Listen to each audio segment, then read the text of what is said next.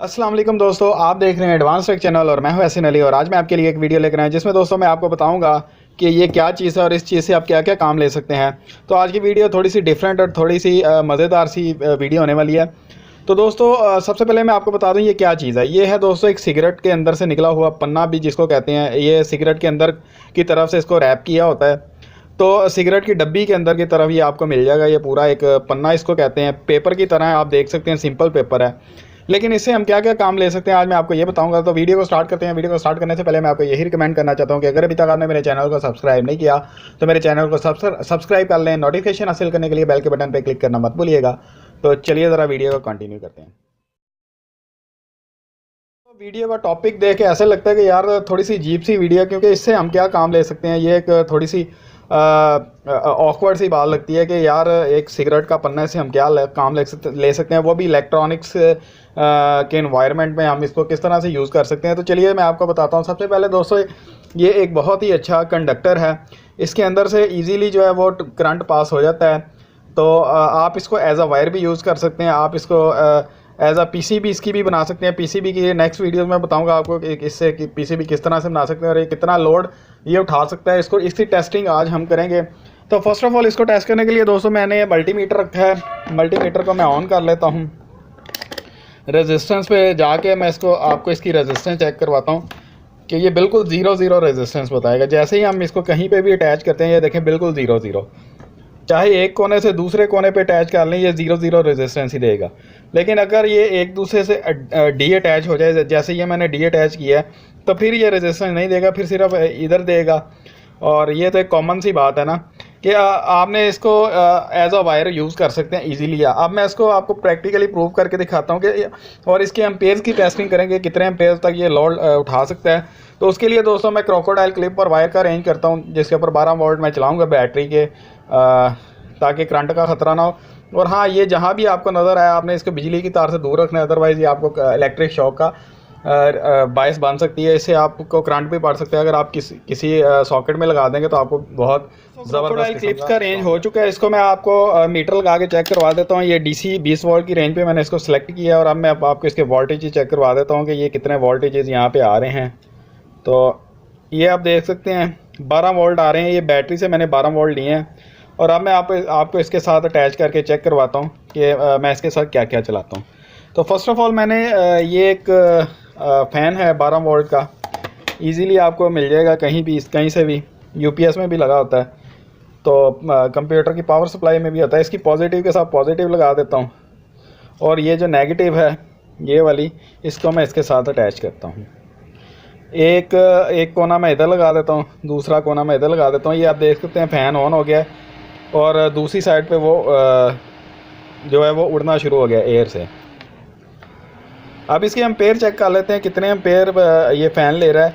और मैं इसको हाथ लगा के चेक कर रहा हूँ, ये बिल्कुल भी गर्म नहीं हो रहा। ये इसके ऊपर लोड का कोई असर नहीं पड़ रहा। लेकिन पहले इसके एम्पेयर नोट डाउन कर लेते हैं कितने एम्पेयर पे ये फ़ैन चल रहा है। तो मैं एम्पेयर मीटर का अरेंज करता हूँ, बल्कि इसी को एम्पेयर मीटर यूज़ कर लेते हैं क्योंकि ये 10 एम्पेयर तक स्पॉटेड है। तो इसी मीटर को मैं एम्पेयर मीटर के तौर पे यूज़ कर लेता हूँ।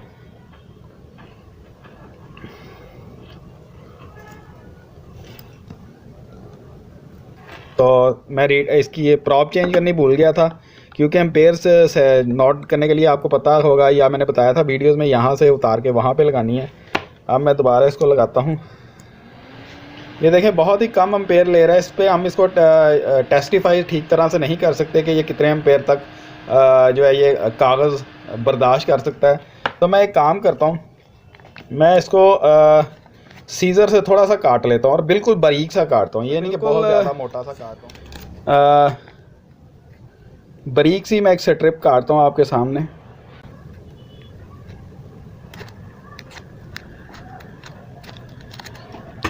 ये मैंने एक बारीक सी स्ट्रिप काटी है। लेकिन मैं आपको एक और चीज़ दिखा दूँ, ये स्ट्रिप को छोड़ें सारा कुछ, पहले इसके डायरेक्ट मैं आपको एम्पेयर चेक करवा दूँ कि ये डायरेक्ट कितने एम्पेयर लेता है। 0.25 एम्पेयर ले रहा है। और स्ट्रिप, ये बारीक सी स्ट्रिप लगाने से मैं आपको चेक करवा दूँ 0.26 ही ले रहा है। ये नहीं है कि ये रेजिस्टेंस पैदा कर रहा है और वो चलने में उसको दुश्वारी पेश आ रही हो। ये देखें एक बारीक सी मैंने स्ट्रिप बना लिया है, इसको मैं यूज़ कर रहा हूँ। तो ये वायर का काम कर रहा है। और अब मैं इसको शॉर्ट सर्किट करके चेक करवाता हूँ आपको कि ये कितना जो है वो एम्पेयर तक चल सकता है। फ़ैन की केबल उतार देता हूँ, मैं इसको डायरेक्ट शॉर्ट करने लगा हूँ। हो सकता है ये इसको आग लग जाए, बर्न हो जाए, क्योंकि बैटरी के एम्पेयर बहुत ज़्यादा होते हैं। तो सबसे पहले मैं इसको यहाँ पे लगाता हूँ, और वो मीटर पे भी आपको एम्पेयर शो होते होंगे। ये देखें, अब इसमें से धुआं नहीं कर रहा है। 4 एम्पेयर तक इसने जो है वो लोड को बर्दाश्त किया है। उसके बाद इसको आग लगना शुरू हो गई है।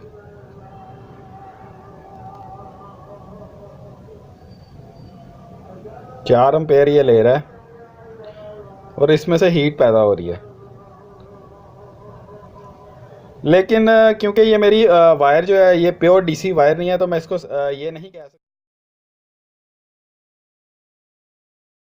दोस्तों, ये बड़े क्रोकोडाइल क्लिप का मैंने अरेंज कर लिया, थोड़ी सी स्ट्रिप भी मैंने मोटी काट लिया, और इसको मैं थोड़ा सा फोल्ड कर देता हूँ ताकि ये एक अच्छी वायर का जो है वो काम करे। इसको अच्छी तरह से मैंने ये आपके सामने 2-3 दफ़ा रोल किया है। अब एक साइड इसकी मीटर के साथ लगा देता हूँ और दूसरी मीटर के साथ इसकी लगा देता हूँ, और अब मैं इसको चेक करता हूँ। तो अब बहुत ही डेंजरस सा काम होने लगा, क्योंकि बहुत हैवी क्रोकोडाइल क्लिप मैंने लगा दी है। तो मैं कोशिश करूँगा कि अपने हाथ भी इससे दूर रखूँ, अदरवाइज़ बर्न होने की सूरत में मुझे जो है वो हाथ जलने का भी ख़तरा हो सकता है। बल्कि इसको मैं यहाँ से रिमूव कर देता हूँ, बाद में लगाऊँगा। यहाँ पे पहले लगा देता हूँ ताकि मुझे कोई ख़तरा ना हो।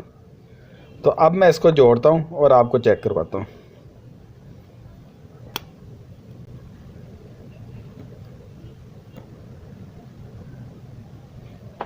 अब पता नहीं शॉर्ट सर्किट हुआ है, लेकिन इसने अब दोबारा काम नहीं किया, तो दोबारा इसको लगा के चेक कर लेता हूँ। बहुत ही हैवी सा एक स्पार्क सा पैदा हुआ था। ये देखें, इसको आग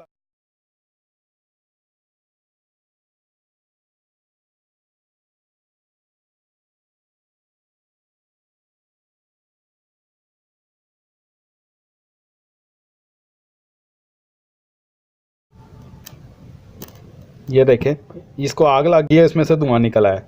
तो ये इट मीन्स कि ये अगर आप इसको रोल करेंगे, इसको डबल फोल्ड करेंगे, ट्रिपल फोल्ड करेंगे, तो इसके एम्पेयर्स इंक्रीज़ होते जाएंगे और इसके ऊपर आप ज़्यादा से ज़्यादा लोड डाल सकते हैं। तो अगर आपको कोई इस तरह का, ये मैंने शॉर्ट करके दिखाया है, अदरवाइज़ मैं आपको एक कोई और वीडियो ला के दिखाऊँगा जिसमें मैं कोई हैवी डीसी लोड की चीज़ इसके ऊपर चलाऊँगा। अभी तो क्योंकि वेदर चेंज हो गया, मैं कूलर इसके ऊपर चला के दिखाऊंगा, कूलर की वीडियो बनाऊंगा जो कि हैवी एम्पेयर होते हैं, 7-8 एम्पेयर कूलर लेता है, तो उसको भी चला के चेक करवाऊंगा। तो दोस्तों, आज की वीडियो की उम्मीद है कि आपको समझ आ गई होगी कि मैं आपको क्या बताना चाहता था और क्या समझाना चाहता था। तो फाइनली ये थी मेरी आज की वीडियो। उम्मीद करता हूँ आज की आपको मेरी वीडियो पसंद आई होगी। अगर मेरी वीडियो पसंद आई तो मेरी वीडियो को लाइक करें। अगर आपको नहीं पसंद आई तो आप इसको डिसलाइक भी कर सकते हैं। इसके अलावा दोस्तों, अगर आपको कोई क्वेश्चन है तो वो भी आप कमेंट्स बॉक्स में मेरे से पूछ सकते हैं। और दोस्तों, मेरी वीडियोस को अपने दोस्तों के साथ भी शेयर कीजिए। और अगर अभी तक आपने मेरे चैनल को सब्सक्राइब नहीं किया तो मेरे चैनल को सब्सक्राइब कर लें। नोटिफिकेशन हासिल करने के लिए बेल के बटन पर क्लिक करना मत भूलिएगा। दोस्तों, आज की वीडियो में इतना ही। नेक्स्ट वीडियो तक के लिए अल्लाह हाफ़िज़।